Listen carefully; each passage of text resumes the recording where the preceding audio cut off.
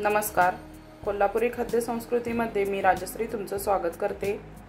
आज आपण बघणार आहोत नारळी पौर्णिमा स्पेशल ओल्या नारळाचे लाडू. तर हे लाडू खूप छान लागतात आणि पटकनही होतात. तर ह्या रक्षाबंधनला तुम्ही नक्की ट्राय करून बघा. इथे मी 2 नारळ फोडून त्यामधलं खोबरं काढून घेतलं, वरची कवच काढून. आता आपल्याला खोबऱ्याची वरची पाठची बाजू असते ती आपल्याला काढून घ्यायची आहे.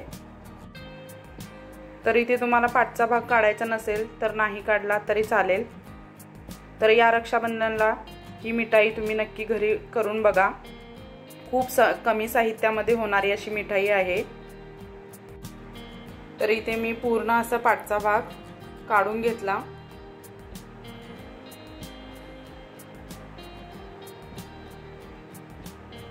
हे बघा, या पद्धतीने आपल्याला सगळ्या खोबऱ्याची पाठची बाजू काढून घ्यायची आहे. आता इथे सगळं खोबऱ्याची मी पाठची बाजू काढून घेतली. आता आपण याला कट करून घेऊया. तर तुम्हाला पटकन असं खोबरं खोवता येत असेल तर तुम्ही विळीवर जरी खोवून घेतलं तरी चालेल. तर मी आता इथे पटकन होण्यासाठी मिक्सरमध्ये घालणार आहे, मिक्सरच्या भांड्यामध्ये.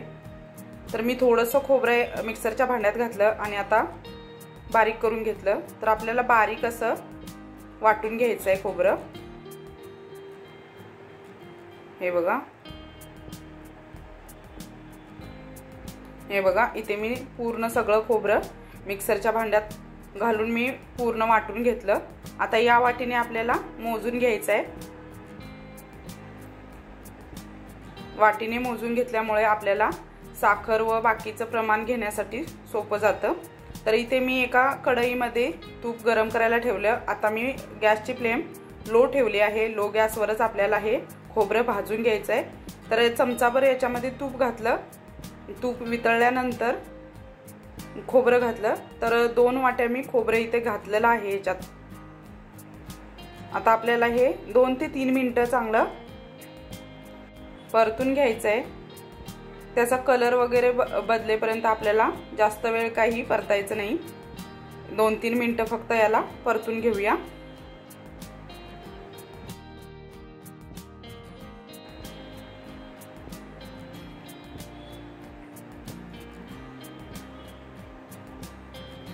आता 2-3 मिनिटं याला मी परतून घेतलं.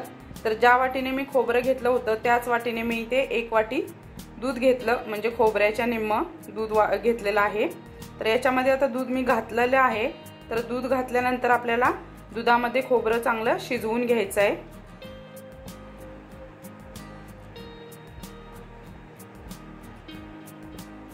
हे बघा, आपल्याला सतत हे हलवत राहायचं आहे. खाली लागण्याची शक्यता असते, त्यामुळे आपल्याला सतत हलवत राहायचं आहे. आता ज्या वाटीने खोबरं घेतलं होतं त्याच वाटीने 1 वाटी मी याच्यामध्ये साखर घातलेली आहे. दुधाचं आणि साखरेचं प्रमाण मी निम्म घेतलेलं आहे. तर आता साखर घातल्यानंतर बघा, याला पाणी सुटायला लागतं. मिश्रण आपलं पातळ होतं.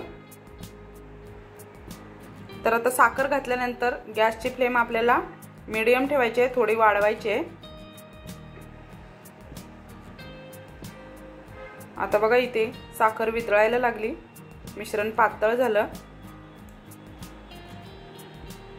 तर आता थोडा मोठा गॅस करून आपल्याला हे साखर पूर्ण याच्यामध्ये आटवून घ्यायची आहे.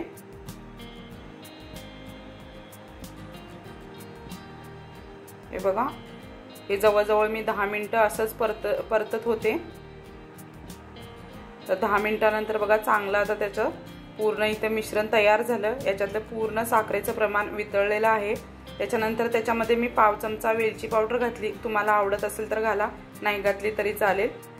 त्याच्यानंतर आता मी इथे गॅस बंद करून मिश्रण थंड होण्यासाठी एका ताटामध्ये काढून घेतलं. आता असं पसरून घेऊया, म्हणजे थंड होण्यास मदत होईल पटकन. तर इथे अर्धा तास बघा मिश्रण मी थंड करून घेतलं. आता इथे पूर्ण थंड झालं. आता आपण याचे लाडू वळून घेऊया छोटे छोटे. आपल्याला पाहिजे त्या शेपमध्ये तुम्ही लाडू वळू शकता.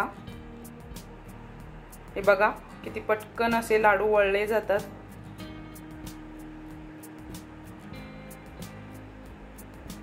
हे बघा, किती छान आपला लाडू इथे तयार झाला। तर या पद्धतीने बाकीचे लाडू पण आपण करून घेऊया।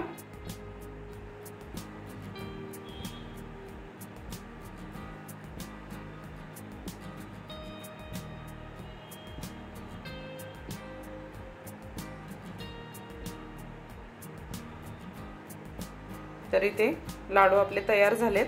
आता वरून आपण मी ते गार्निशिंग साठी माझ्याकडे होतं म्हणून मी केशर घातलं, नाही घातलं तरी चालेल किंवा तुम्हाला दुसरं काही घालायचं असेल तरी घातलं तरी चालेल। रक्षाबंधनसाठी लागणारी मिठाई आपली इथे तयार झालेली आहे। व्हिडिओ आवडला असेल तर लाईक, शेअर आणि सबस्क्राइब करायला विसरू नका। धन्यवाद।